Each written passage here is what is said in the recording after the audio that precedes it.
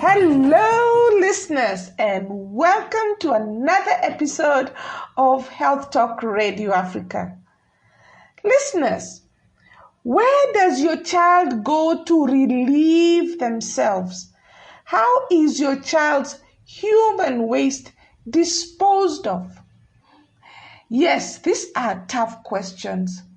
The reason is that poor sanitation slows down your child's growth. Listeners, the Global Nutrition Report is out and makes for grim reading on the state of our African continent. Across the African continent, a huge percentage of children are too short for their age. When a child is too short for their age, that is known as stunted growth. Even worse, poor sanitation, more specifically, open defecation, is still rampant across Africa.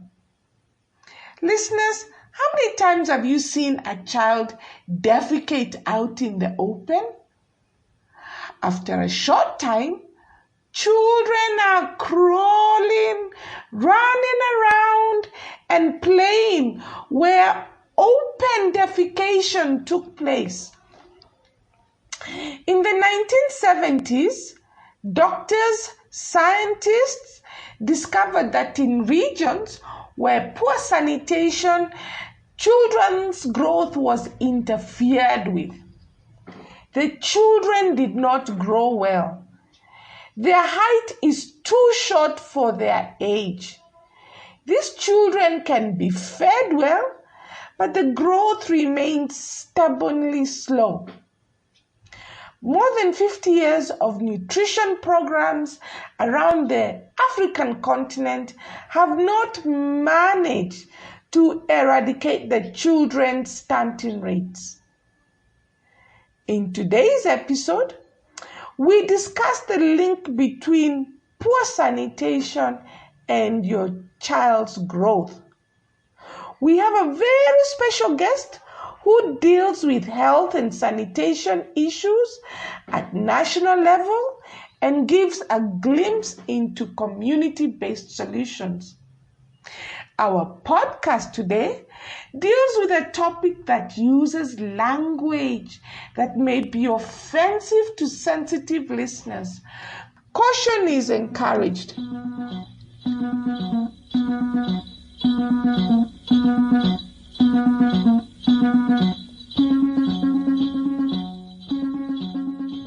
Listeners, we are more than 20 years into the 21st century.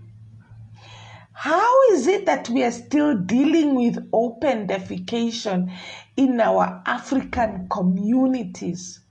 Poor sanitation is damaging our children. This is a tragedy. A quick look at the statistics across the African continent. The picture is the same. The regions with the highest open defecation rates also have the highest numbers with children who are too short for their age. The Global Nutrition Report bears it all on how poorly we are doing.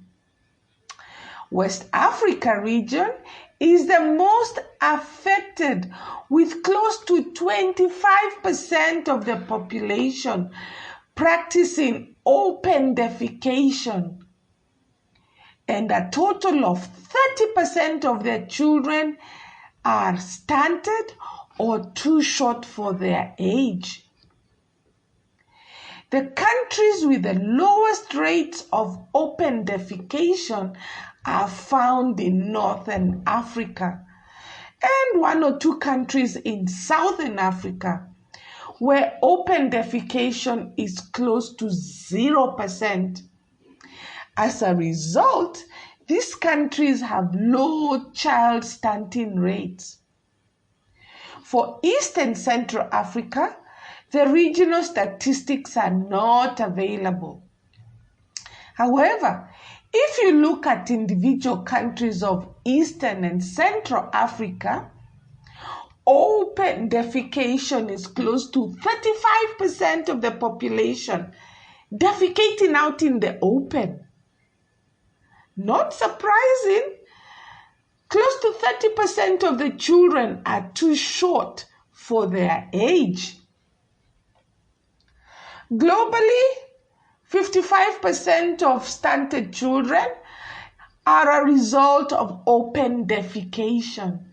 More than half of the world's population of children. Listeners, before I welcome our very important guest, allow me to explain one important point. By now you're wondering, how does poor sanitation, where your child defecates, affect their growth? How does poor disposal of human waste affect your child's growth, specifically the height for their age? When human and even animal feces come into contact with bare soil, large numbers of intestinal bacteria go into the ground. Even after the feces has dried up and been swept away, the bacteria from the feces has already entered the ground. Now, as children are crawling, running around, and playing on the open ground, they put things into their mouths as they explore the environment. This way, the children eat large amounts of fecal bacteria.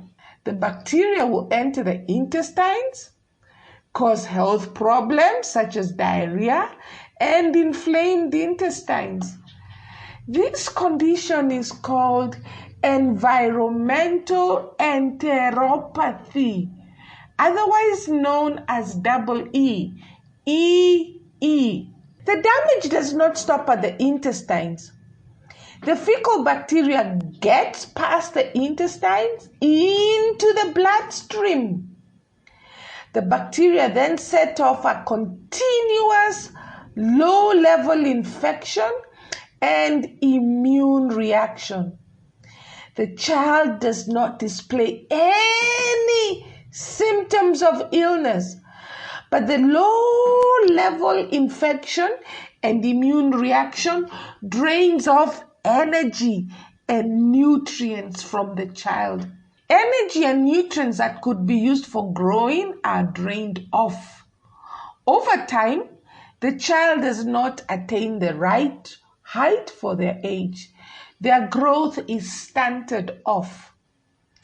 The worst part is that the more stunted a child's growth, the more the brain, the kidneys, and other organs are affected. Once the brain is affected, the child's IQ is affected. The lower IQ will show up in poor school performance and later on, work wages. As adults, these stunted children will also be at a higher risk for diabetes and stroke. In the past 10 years, doctors and scientists have discovered that a child can be well fed, but they will be stunted if there is poor sanitation. Poor sanitation is costly to communities and the African continent. We lose out on a large number of human resources. Children who could grow into healthy adults and contribute to nation building do not achieve their physical growth and mental growth, all because of being continuously exposed to fecal bacteria. Solutions to poor sanitations are multi-level, starting at the household to national level. Health Talk Radio Africa today is extremely privileged to welcome a person who tackles the problem of sanitation and health at the national level. Poor sanitation, open defecation has damaged our children for years. Nutrition programs are not working, African governments, doctors, scientists have had to think out of the box.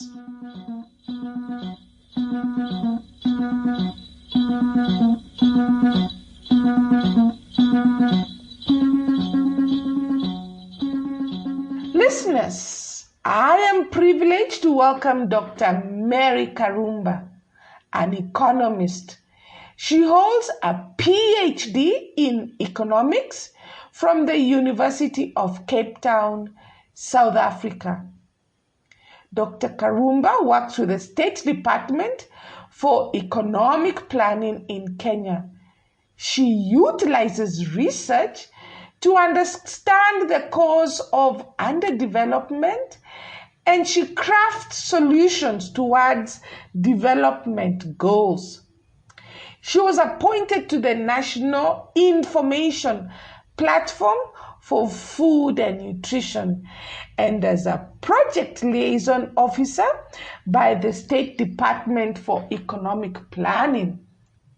Dr. Karumba is part of a project team that develops and implements research to uncover the relationship between sanitation facilities accessible to children and nutrition outcomes such as stunting.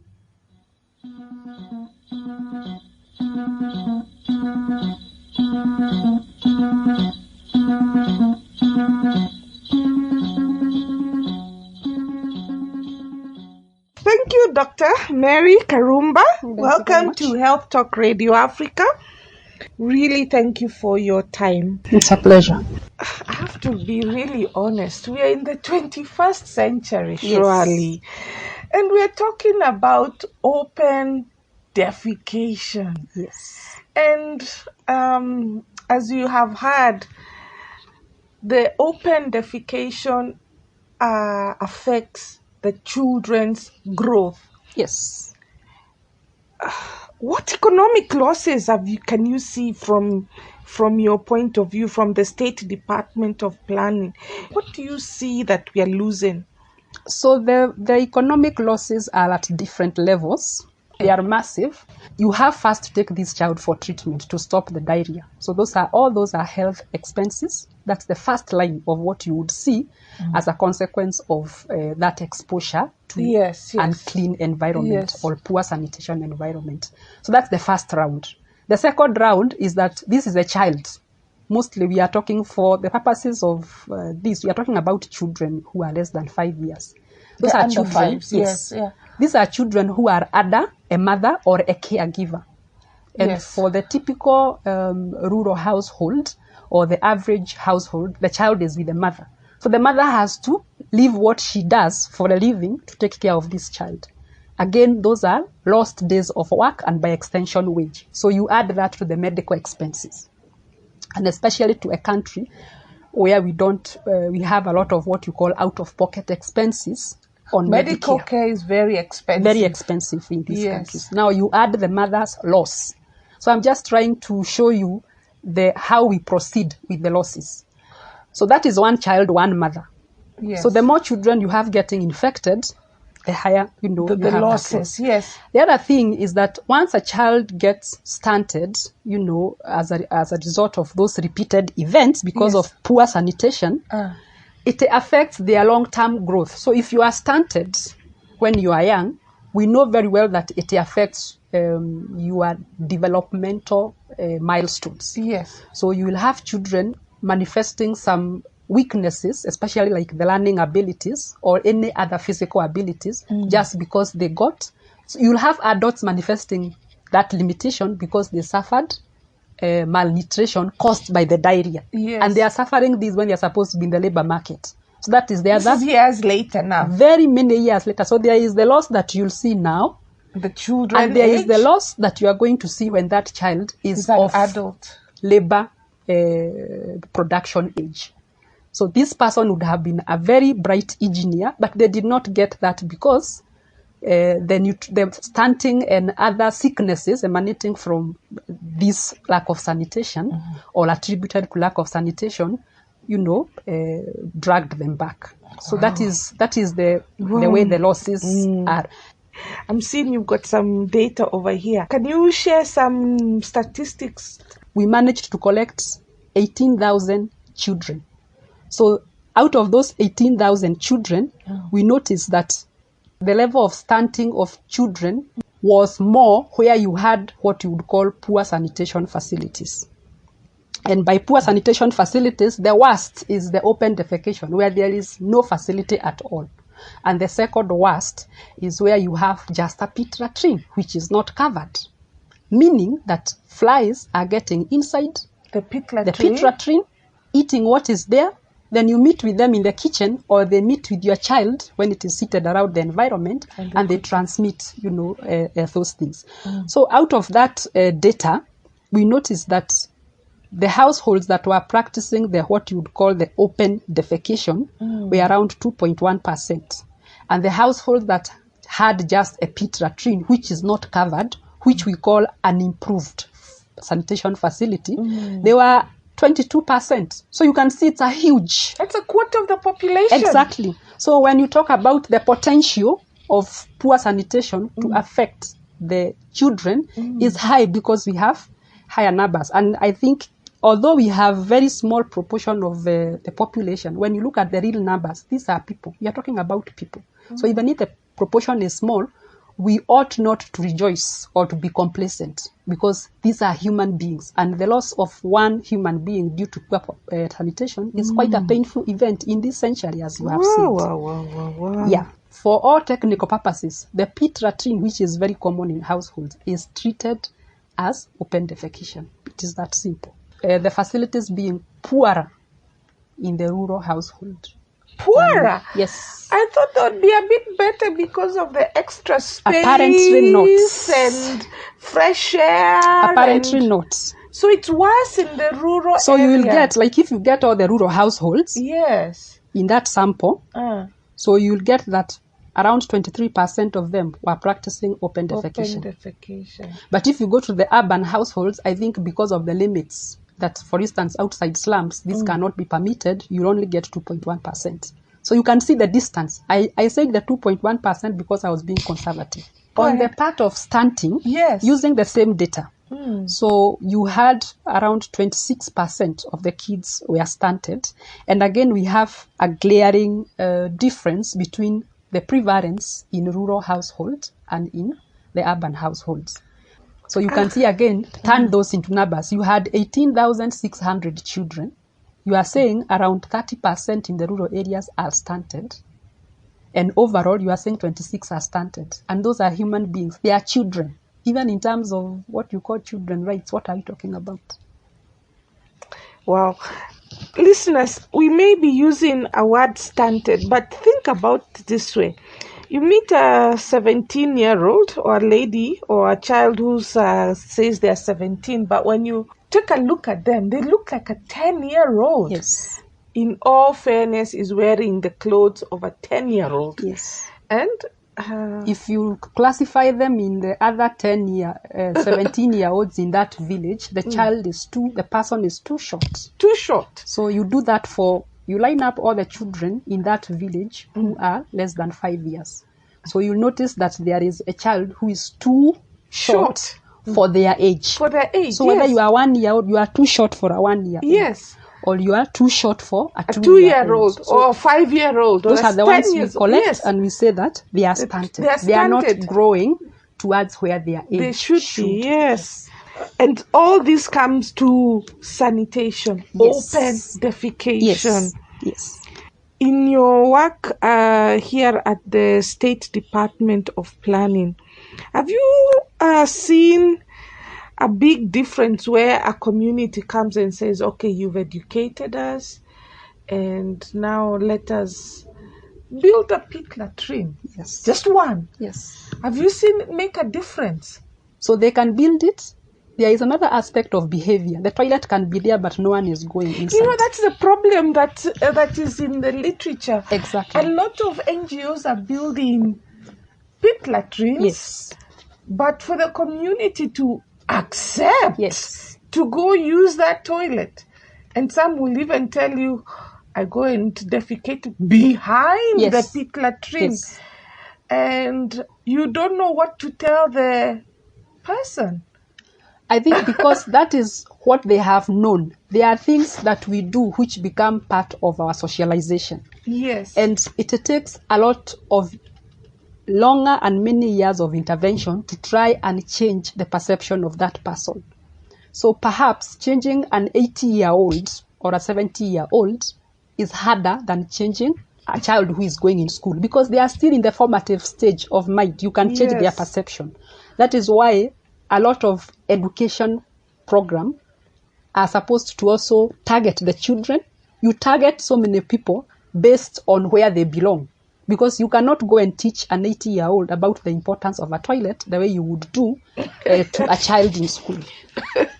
Also, some other interventions about like washing hands when you visit that toilet, or the consequences. A child in school may understand what you are saying, because they are seeing the consequences of children diarrheaing and perhaps even dying in school. But the 80-year-old, maybe they attribute the death of children to diarrheal diseases to maybe witchcraft. So you need to coin the message based on the person that you are giving it to. The number of households in rural areas which are using the unimproved, the whole, just the whole, without a cover, is 46.2. Almost half of the rural households are using. That's close to 50%. And we have said that this is almost like open defecation. In the urban areas, it's the same. Even overall, it's the same. That unimproved facility has the highest. A lot of households are using the unimproved facilities. Very few households are using the safely managed. I think it's 5.8% in the whole country. Environmental agents literally mix up the whole thing. They pick things from the excreta and they return it to the households. Those flies. So that one needs like a massive, all the NGOs and all the money they have and all the techniques they have, as well as what you would call policy, and also some push with the money from the ministry responsible for public health. We need to do much more for the people in the rural setting. Yes, so that incident I think we had a long time ago, where public health officials used to visit home by home, either telling you to construct toilets and persuading you towards using them. You see, we also have to have some home-based solution. These toilets are not going. So you need to educate households the importance of not defecating in the open at all. But then you need to take them at their pace, because you don't expect I have a household or I have a house which is thatched and it has no cement floor, but you expect me to build a toilet that has a slab. That is not going to work. So you have to have what you call a transition mechanism to make sure that the people in open defecation at least graduate to a toilet with good practices. The people in pit latrines graduate to a slab. And all this depends on so many other things, including education and the earning capacity of that house, so that they can fund that infrastructure, of course, plus the behavioral part of it. We first sensitize them and then show them the importance, and they take it up themselves. Exactly. It's not just pouring money. Yes. Wow. And it is important to transmit this message. Why is a child having repeated episodes of diarrhea? When a child goes to the hospital, they go there for curative. They are already sick. But who is going to follow up to establish why this child is suffering consecutive episodes of diarrhea? Not many. What is wrong in the house? So apart, the child may be feeding properly, but what is happening, at that particular point in time? Because you notice that the open defecation problems are even worse where you have a lot of water, because the water is carrying the vectors. Yes, the bacteria. The fly is carrying the vector. So you have so many movements, across the two spectrums. This broadcast, Health Talk Radio Africa, is all about giving solutions. Yes. The listener wants to hear a solution. Yes. What solution can you give one to the mama or who is in an informal sector, let's say in our urban area? I'm going to really bring out that horrible problem that we are having. I think it's unique to Kenya. Yes. The problem of the flying toilets. Listeners, as I talk to Doc, a flying toilet is Suppose a person wants to have an urge and defecate. They would look for a plastic bag and they would defecate inside the plastic bag, and they would tie the plastic bag, throw the plastic bag as far as they can get, Yes. and forget that that plastic bag may land on a person. The plastic bag with feces may land on a child, or it will burst out in the street and spread fecal material. That's our problem in Kenya, Eastern Yes. Africa. So you are telling the person in the rural areas, you can dig even a temporary toilet or a Yes. temporary disposal pit. Yes. The reason why people use flying toilets, you don't even own space for that hole. They don't even have that facility in the first place. Yes. So this is, you'll find that even where there are toilets, there is a charge. So if I'm charging 10 shillings for one person to go to the toilet, you can imagine I have 5 children or 2 children. So what is 20 shillings per day, or maybe 40, let's say, because you have to count the number of times the person has to go to the toilet. And it's not once. It is not once, it is not twice. So It like is any about other 4 problem, times. like even water, Yes. so these people don't have a choice. I would put the burden back on the public provision of those facilities. They can share, because we have seen even shared facilities, they do make use of them. But where you don't have even a shared facility, then it means that they are going to resort to, this is a natural urge and it has to take place, whether or not I want it. Just the way we put for them lights. We should put toilets. Yes, and this is a public health concern. Those are the same people coming to work for us in eateries. Those are the same people coming to work for us in offices. Those are the same person coming to work. They are human beings and we mix with them on a day-to-day basis. And we should provide what you would call communal toilets. Then we can think about now how to convince them to take the wastes to the communal. So step 1, Yes. build community toilets, even if it is shared toilets. Okay. So the rural folks, they have space. Okay. So the issue 1 is either conducting construction campaigns. First, you start with education. Convince them that these things are causing sicknesses. Yes. Either to the kids or even to them, because even it is not only the child, even the adults suffer explosive diarrhea, episodes. And everyone, as long as you're human. As long as you are a human, you are going to get that disease. So, and then convince them, you see, putting up a small pit like this saves you more money. Yes. In terms of, you are not getting sick, you won't have to pay, you won't die. You won't lose your life because of that. And then from there, once they start with the simple structures, yes, then we can move on to the more sophisticated one again as they transit up there. Yeah. Remember that these people have children who are going to school. We are also educating those children on the importance of toilets and different classes of toilets. So if the kids become of earning capacity in future, they are the ones to change those homes. So change comes in so many ways. Yes. But we have got to do something. We cannot have people in the rural areas defecating on the floor and they have space just like people in the urban areas. And now what about the household level? Yes, the houses. The household. So what the women can do is, the less educated a mother is, the higher the chances of repeated episodes of diarrhea, and the higher also the chances of stunting. It was very consistent. Mother's education level is very important. Now, you cannot public health education coined for that woman in the village. Okay. Issues of washing hands, issues of cleaning toilets, and now issues of forcing the young ones. She's an agent of change. She can have influence on her children. Once the toilet is put up, we will not have children defecating all over. So at least the staff is going to be covered. I remember in the village, we even used to be taught how to make a cover, a very simple cover. A child can make it for the toilet. You cover once you have used it. Once you go out, once you come in, you uncover, you do your thing. Then you cover and you go out. Because what you are preventing is insects getting in and outside. Out. So if you block them inside, that's okay. That's okay.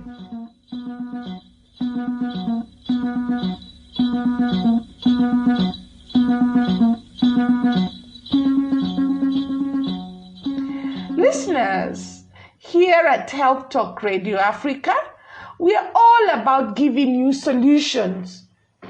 You're wondering, what can you do at household to ensure your child grows to their full potential?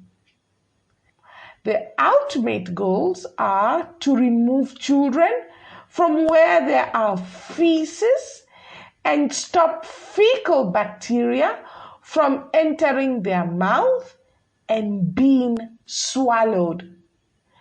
During infancy, the mother and caregiver must wash their hands with soap and water before breastfeeding or giving any food to the infant. As the child begins to crawl and run around the homestead, the environment must be clean as possible. Children explore their environment by touching and putting things in their mouth. All animal feces or droppings should be swept. Fecal bacteria found in animals such as chickens, dogs, are extremely detrimental to the child's intestine. There should be no defecating in the place where the child runs and plays. Keep chickens and dogs away from where children are crawling, running, and playing. In a rural setting, a basic pit latrine with a slab and cover will prevent insects from reaching fecal material or feces. The insects can spread fecal bacteria into food and water. A hand washing station, complete with soap and water, should be close to the latrine or be in a central place accessible to everyone in the homestead. In an informal area such as a slum, things become tricky due to congestion and lack of space. A small portable toilet can be used and the fecal material be disposed of in community or government toilets within the slum. Children should never play where there is raw sewage or flying toilets as seen in Eastern Africa. Improve water storage inside the household. All water storage containers should be covered all times to prevent contamination. If possible, water should be chlorinated at the point of use, boiled or cooled down before drinking. Listeners, I thank you for tuning in today. A very special thank you to our guest, Dr. Mary Karumba. Listeners, if you are listening to this episode, you are listening using a smartphone, tablet, or a laptop. You will agree with me that many people, especially mothers and caregivers, need to hear this episode. Please allow me to challenge you. Share this episode with a minimum of 2 people, especially your loved ones in the rural areas, informal areas of our continent, such as slums. You can save a child. Again, listeners, thank you for joining me here at Health Talk Radio Africa. I always welcome your comments on this program. Just drop me an email at healthtalkradioafrica@gmail.com. Until next time, listeners, eat healthy so you can live healthy. Bye. Bye for now. Bye-bye.